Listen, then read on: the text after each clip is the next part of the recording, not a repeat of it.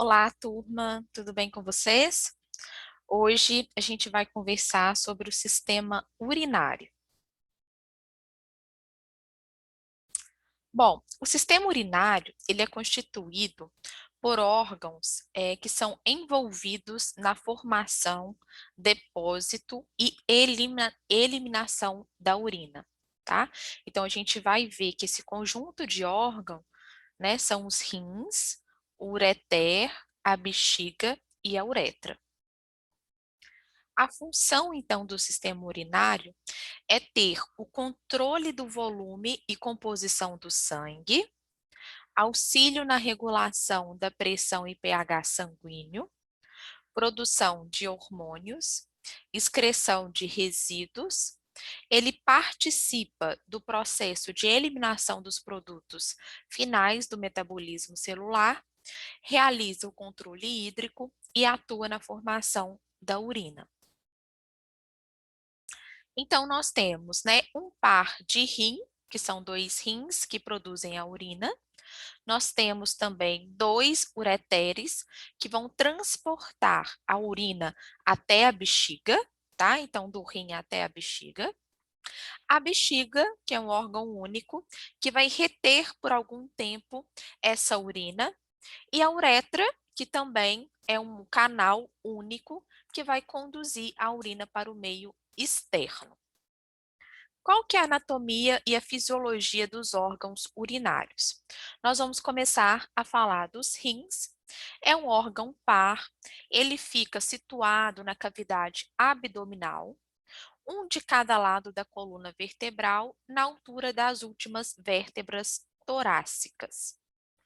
É um órgão retroperitoneal que fica entre a 12ª vértebra torácica e a terceira vértebra lombar. Pesa cerca de 120 a 160 gramas e possui 12 centímetros de comprimento, 6 centímetros de largura e 2 a 3 centímetros de espessura. É responsável, então, pela filtração do sangue, que vai levar à formação da urina, e ele é formado por milhares de néfrons. Então, néfrons são as células de formação dos rins. Então, eu ampliei aqui essa figura para a gente ter maior visualização da anatomia renal. Então, aqui é um rim cortado no meio. A gente pode ver que o ureter, né, ele tem um canal onde ele vai receber, né, toda essa urina que é filtrada e vai levar para a bexiga. A gente tem uma veia e uma artéria que vai fazer toda a irrigação renal. Lembrando, né, que a artéria leva todo o sangue oxigenado e a veia recolhe esse sangue. Com relação à constituição renal, no meio externo, a gente tem a cápsula de proteção, né, externa do rim, que vai proteger esse rim. A gente tem o córtex renal, que é essa parte aqui marrom, né, mais clara, tá? A gente tem diversos vasos sanguíneos entre esses córtex renais e nós temos a medula renal, que é esse marrom mais escuro, tá? Então, os néfrons, eles ficam nessa constituição aqui do córtex, tá? Eles são altamente irrigados para possibilitar aí a excreção, né, do que o organismo não quer eliminar, né, por meio da urina, e a absorção daqueles nutrientes que o organismo quer absorver. Bom, o néfron, então, é uma parte, né, do rim, são células aí dos rins. Aqui mostra uma figura, né, ampliada do rim, onde ele pegou, né, e ampliou tanto o córtex quanto a medula, né, que é esse marrom aqui mais escuro. A gente vai ver que os glomérulos, eles ficam nessa parte mais clara do rim, e toda essa alça, né, de Henle, todos esses túbulos coletores ficam na medula, ok? Um néfron, então, é constituído por um glomérulo, né, que é protegido aí pela cápsula glomerular. Ele tem o tubo proximal contorcido, ele tem a alça de Henle, tá? O tubo distal contorcido e o túbulo coletor. O ureter é o canal que vai transportar a urina desde a pelve renal até a bexiga urinária. São 2 ureteres e eles possuem cerca de 30 centímetros de comprimento, tá? Então, ele sai do rim, leva a urina até a nossa bexiga. A bexiga fica localizada no interior da pelve. No homem, ela fica na frente do reto e na mulher na frente do útero e próximo da vagina. Então, a bexiga feminina, né, ela é mais inferior e pode conter de 600 a 800 ml de urina, tá? Então, aqui eu ampliei também as fotos para a gente poder localizar, né? No homem, a bexiga está na frente do reto e na mulher, a bexiga está na frente, né? Anteriorizada aqui ao útero. Então, na medida que a bexiga ela se enche de urina, suas paredes elas são distendidas, tá? Para caber mesmo, né? Mais urina. Essa distensão vai estimular os receptores que a gente tem no interior da parede da bexiga e vai transmitir os impulsos lá para o nosso sistema nervoso, né, que são os impulsos sensitivos, para a região sacral.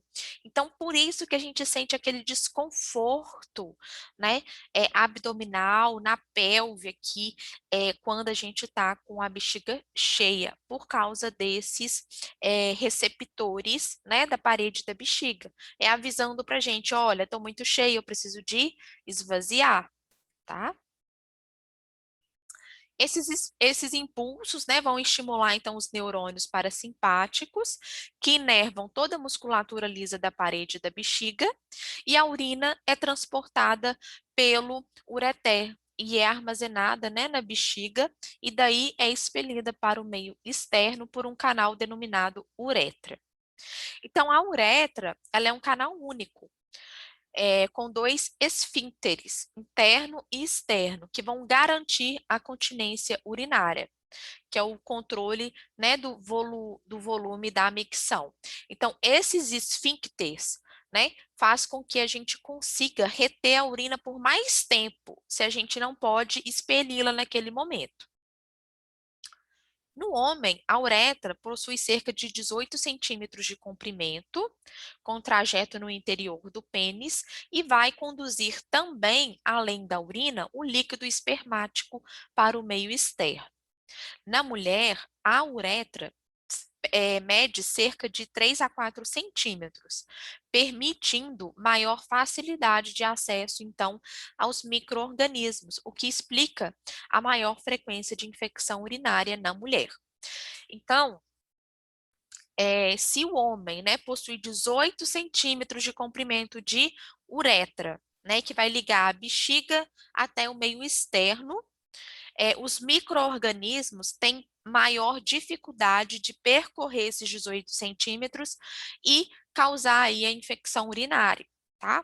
Agora, a mulher tem de 3 a 4 centímetros, o que possibilita maior acesso desses micro-organismos e dando à mulher aí maior, né, frequência de infecção urinária, tá? Então, aqui, olha, no sexo feminino, a gente vê que a uretra é pequenininha, tá? E no sexo masculino, a uretra, olha, é gigante, ela percorre todo esse percurso. Bom, o néfron. Cada néfron apresenta 2 partes principais. Ele é constituído pela cápsula de Browne e o túbulo renal. Os túbulos renais são túbulos contorcidos, proximal, alça de Henle e túbulo contorcido distal. E a cápsula de Brown é o glomérulo renal. Aqui nessa figura, então, né, a gente vê mais uma vez que aqui a gente tem a cápsula de Brown, que vai fazer o quê? É um glomérulo renal que vai fazer a filtração, tá? A filtração da urina. Veja que ele é ricamente vascularizado, tá? É como se fosse um amaranhado de vasos que forma esse glomérulo renal, tá? Então, aqui que ocorre a filtração. Aí, a urina, ela vai passando aqui pelos túbulos renais e a gente vê que no túbulo contorcido proximal ocorre ainda uma reabsorção de nutrientes que são importantes aí para o nosso organismo. Nós temos a alça de Henle, né? E o túbulo contorcido distal, que é responsável pela excreção. É aquilo que a gente não quer no nosso organismo que vai ser eliminado aí na nossa urina. Então, a filtração glomerular é o filtrado entre os túbulos renais, a reabsorção tubular é a reabsorção de substâncias que a gente quer de volta para o nosso organismo, e a secreção tubular são dos vasos para dentro do filtrado. Então, aqui mais uma vez, né, mostrando para gente que no corpúsculo renal, né, no glomérulo renal e na cápsula renal, a gente tem a filtração glomerular. Vejam que aqui nós temos a artéria aferente, que vai trazer esse sangue para ser filtrado, tá? Ele é filtrado. Aqui no túbulo contorcido proximal, a gente tem ainda a reabsorção de substâncias que nós consideramos úteis ainda para o nosso organismo, e essas substâncias elas passam aqui pela artéria eferente. Na alça, né, de Henle, a gente tem a absorção de água, tá? Que a gente considera ainda necessário para o nosso organismo, por isso que às vezes a urina vem muito concentrada. E no túbulo contorcido distal, a gente tem a eliminação de excretas, né? Tudo que aquilo que o nosso organismo não quer absorver, ele joga aqui nesse túbulo contorcido distal por meio aí da artéria, da arteríola eferente. E no ducto coletor, a gente tem também mais reabsorção de água, que vai deixar essa urina mais concentrada, e ele vai desembocar aqui no ureter, que vai levar essa urina, né, para a bexiga. Então, esse processo de filtração do sangue e a formação de urina, ele ocorre lá nos rins, tá? Então, isso aqui é detalhando as etapas que eu já falei, tá? Então, né, primeiro, nos capilares do glomérulo renal, a pressão sanguínea força a saída de diversas substâncias presentes no sangue, tais como água, ureia, glicose, aminoácidos, sais e diversas outras moléculas de pequeno tamanho. Então, essas moléculas aqui nós absorvemos, tá? Elas saem do sangue. 2. As substâncias que são extravasadas passam por entre as células da parede, né, da cápsula do glomérulo renal e atinge o túbulo renal, passando a constituir, então, o que a gente chama de filtrado glomerular ou urina inicial. Nos túbulos contorcidos proximal, as células vão absorver ativamente o que a gente precisa, né, no nosso organismo, que é a glicose, aminoácidos, vitaminas, hormônios, parte dos sais minerais e maior parte da água do filtrado, desenvolvendo essa substância, devolvendo essas substâncias ao sangue dos capilares que envolvem os néfros. Então, aqui é a parte de absorção. Em seguida, vai ocorrer principalmente a reabsorção de água do filtrado, que vai tornando cada vez mais concentrado. No fim do percurso, então, dos túbulos do néfron, esse filtrado glomerular vai se transformar em urina, que é um fluido aquoso constituído predominantemente por ureia, amônia, ácido úrico e sais diversos, em menor quantidade.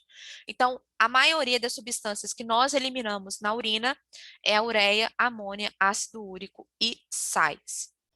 Então, essa eliminação da urina ocorre nos néfros, que vão desembocar em túbulos coletores de urina que unem para formar o ureter. A urina vai ser enviada então para a bexiga, onde é armazenada provisoriamente. A eliminação da urina armazenada na bexiga é feita através da uretra.